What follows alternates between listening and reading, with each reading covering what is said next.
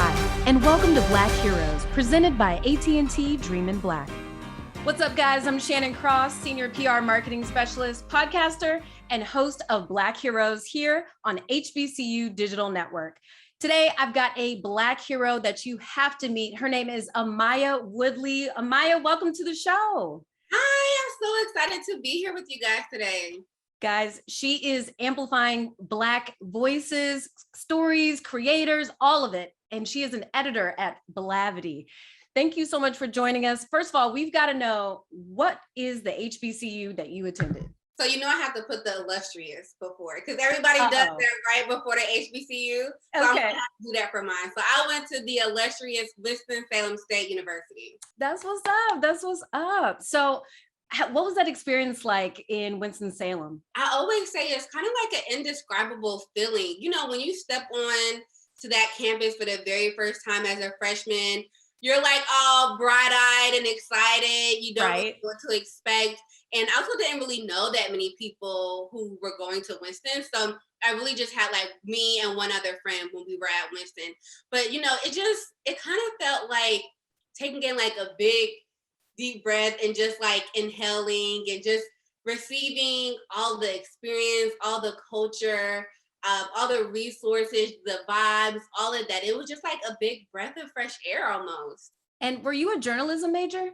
Yeah, I was. So, but I kind of got off path a little bit. So I went to school for journalism, but I had also picked up like a business minor. So I had did some business things a little bit after I graduated, but I kind of found my way back to my passion. How would you say that your HBCU contributed to what you do now as an editor and a writer? You know, so obviously with Blavity, we focus on amplifying stories of Black people and stories that are important to the Black community.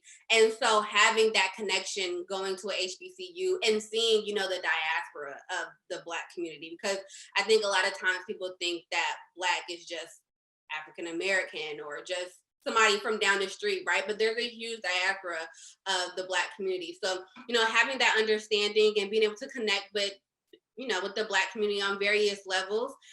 And then also obviously getting my degree and the resources that I received while I was getting my degree. And then also kind of just receiving those resources that help from your community of professors and teachers who were there to kind of like help mold you, but then also nurture you as well and help nurture and kind of pour into your gifts as well.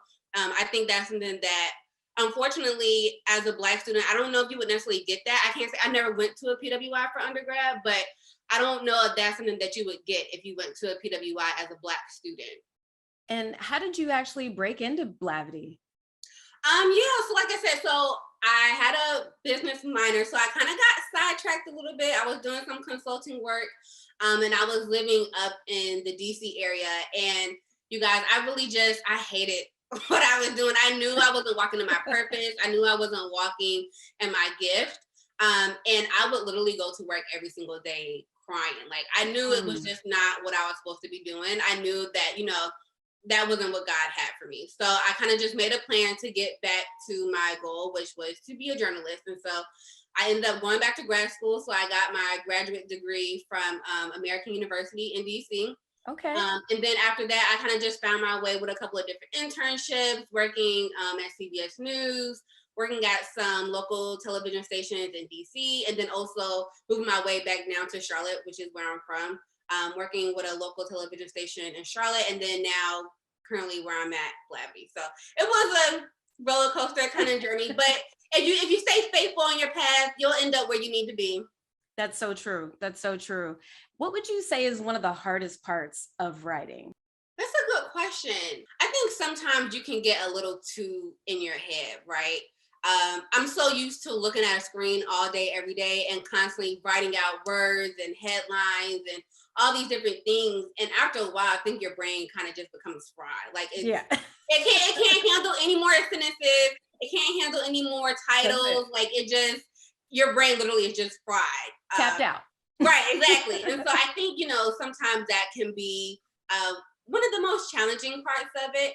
But I've learned to kind of just take a step back. So if I start to see that my brain is just fried, especially like during the pandemic and covering all of those Black Lives Matter stories and the stories that came out of the pandemic, it was really depressing and it was overwhelming. But working in an environment that really honors mental health awareness and being able to kind of just take a step back. I'm really appreciative for that. But like I said, I've learned to kind of just take a step back whenever I catch myself kind of just being fried at the brain, for lack of better words. Now more than ever is a dope time to be a Black creator, to be a Black writer, to be a Black woman. Yeah. What kind of advice would you give to some of those Black creators out there, whether it be, on social media or, if they're writing for publications out there, a lot of freelance writers? Yeah. Mhm. Like I said, I think you definitely have to stay on your path. Like I mentioned earlier, stay faithful to your path. You might end up doing something that you thought you would really enjoy and you get into and you're kind of just like, okay, maybe I don't like writing these type of stories. Or, maybe I think I want to go in a different path, or maybe I want to explore something different. That's okay. You learn a lot about yourself through all these different experiences, whether it's something that you think you enjoy or whether if it's something that you find out that you ended up hating, right? You still learn a lot about yourself. And then also, I think I would say, don't give up as soon as it gets hard. No matter what you encounter in life, the most beautifulest things will have its own challenges. That's just the nature of life. And so when you reach those roadblocks or whenever you reach those barriers, I think it's important to not take it as an opportunity to throw in the towel, kind of see it through. Remember why you are in this opportunity, what you would like to get out of the opportunity, and then make a pathway to figure out, okay, how am I going to maneuver to the next step or to the next opportunity? So as an experienced writer, editor, what are some things that you've learned in kind of simplifying your process, your day to day? Like, let's say you have an interview coming up or you have a topic you want to tackle. How do you go about doing that?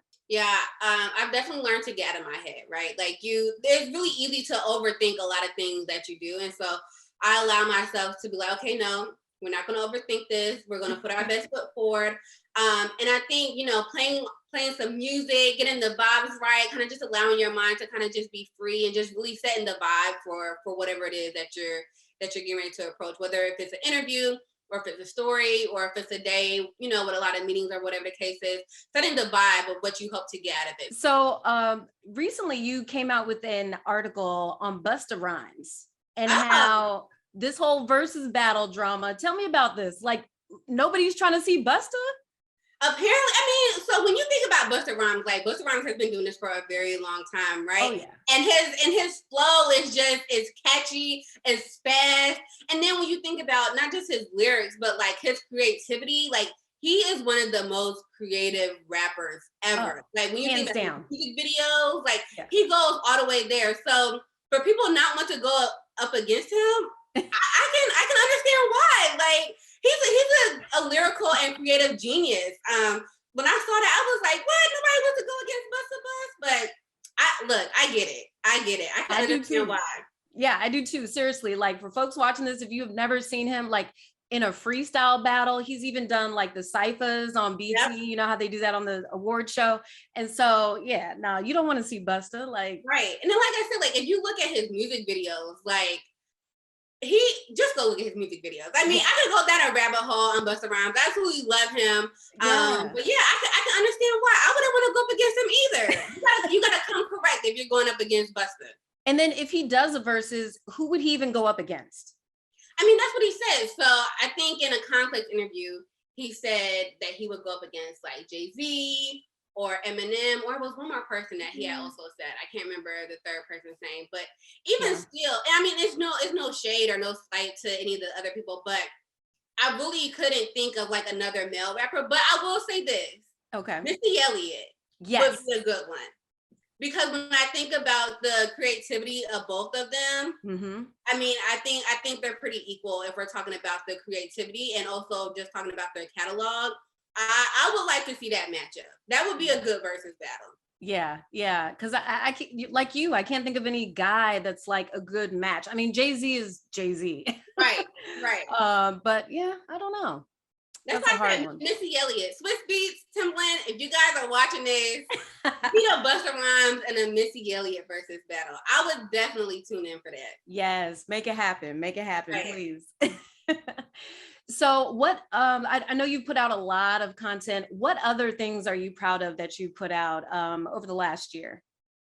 Man, I think, I have to say this for sure. I'm definitely proud of becoming a new mom. Oh my I gave gosh. birth to my son this year in January. So that's been one of my biggest projects. Congrats. Thank you. I spent really like the first half of the year on maternity leave, being with my son and kind of just taking in all things motherhood. Yes. But honestly, just working on building a community of young millennial motherhoods, not motherhoods, of motherhood. I don't think there is too many opportunities or outlets for Black millennial moms who, like I said, are moms, but they also like to go out on the weekends to get brunch and drink mimosas and, Yes. like to go out and travel and have a good time. So I have something like that coming down the pipelines, but that's all I'm gonna say on that. That's all I'm gonna say on that. I love that. I love that. Anything else you want to publicize that you have coming up?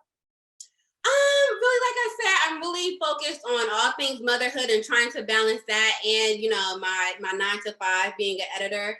But really, I'm just focused on living my best life, trying to find balance as a mommy, as a working mommy. And so that's really what I'm looking forward to, seeing how I juggle all those different hats in 2022. If somebody wanted to send you a pitch, what kind of things are y'all looking for?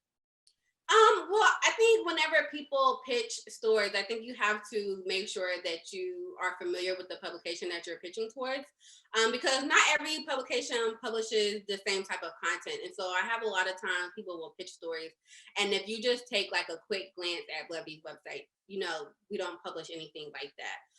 So we also like to focus on things that are timely. So, sometimes if you're pitching stories, then maybe we're talking about the Busta Rhymes versus battle. But if you're pitching a story maybe a week or two later, it's kind of stale because it's kind of old news. So I would definitely suggest being timely with your pitches. Okay. Well, how can people catch up with you and contact you? Yeah, so you can follow me on Twitter, on Instagram at Amaya, Amaya, Nicole, Nicol, 2 E's, both on Twitter and Instagram. And you can catch me there, y'all.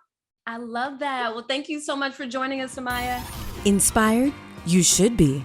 AT&T has continued their commitment to HBCUs with the launch of AT&T Dream in Black Rising Future Makers. Connect with the inaugural class of 25 HBCU students and watch them rise at att.com/dreaminblack.